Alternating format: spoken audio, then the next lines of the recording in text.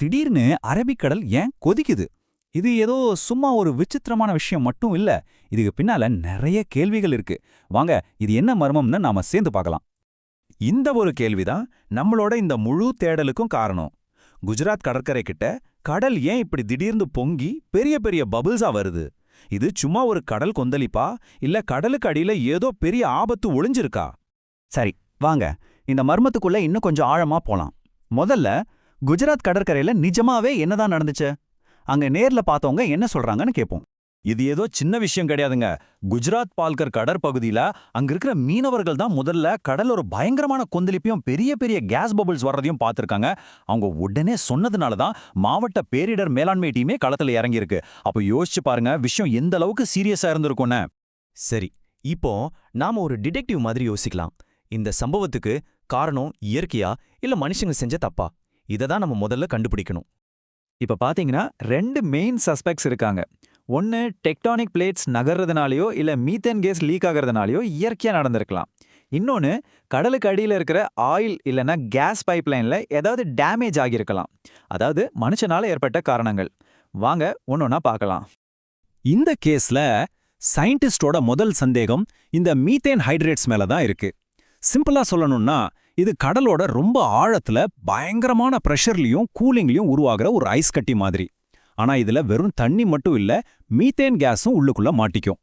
அதனால நிறைய தியரிஸ் இருந்தாலும் பெரும்பாலான விஞ்ஞானிகள் உறுதியா சொல்றது என்னன்னா, அந்த மீத்தேன் ஹைட்ரேட்ஸ் உடைஞ்சு அதிலிருந்து வர மீத்தேன் கேஸ் தான் இந்த பபிள்ஸ்க்கு காரணம்னு நம்புறாங்க. சரிப்பா, கடல்ல பபிள்ஸ் வருது, அதுக்கு இப்போ என்ன அப்படின்னு நீங்க நினைக்கலாம். ஆனா நில்லுங்க, இது ஏதோ ஒரு ஊர்ல நடக்கிற வேடிக்கையான விஷயம் கிடையாது.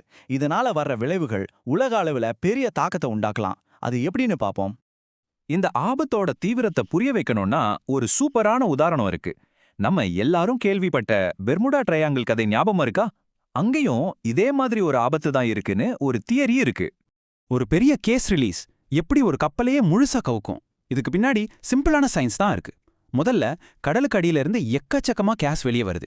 இந்த கேஸ் தண்ணியோட கலக்கும்போது தண்ணியோட அடர்த்தி, அதாவது டென்சிட்டி திடீர்னு குறைஞ்சிருது. இதனால அந்த கப்பலால மிதக்க முடியாம அப்படியே உள்ள மூழ்கிடும். இந்த ஆபத்து வெறும் கப்பல்களோட மட்டும் நிக்கல.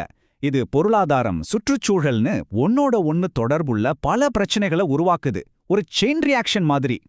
சுற்றுச்சூழல்ல இதோட பாதிப்பா பாருங்க. கடல்வாழ் உயிரினங்களுக்கு இது ஒரு நேரடி ஆபத்து. அது மட்டும் இல்லாம மீத்தேன் ஒரு ரொம்ப சக்தி வாய்ந்த கிரீன்ஹவுஸ் கேஸ். அதனால இது கிளைமேட் சேஞ்சை இன்னும் வேகப்படுத்தும். கடைசியா உணவுச்சங்கிலியோட ஆதாரமான பிளாங்டன்களை அழிச்சு மொத்த கடல் சூழலையுமே இது பாதிக்கும். பொருளாதார ரீதியாவும் இதோட அடி ரொம்ப பெருசு. உள்ளூர் மீனவர்களோட வாழ்வாதாரமே கேள்விக்குறியாகுது.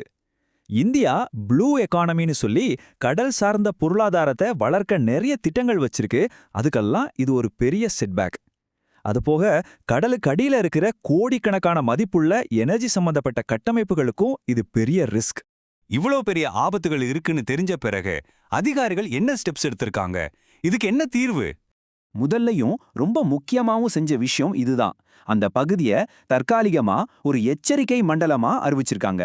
எந்த கப்பலும் அந்த பத்தமே போகக்கூடாதுன்னு ஒரு வார்னிங் கொடுத்துட்டாங்க.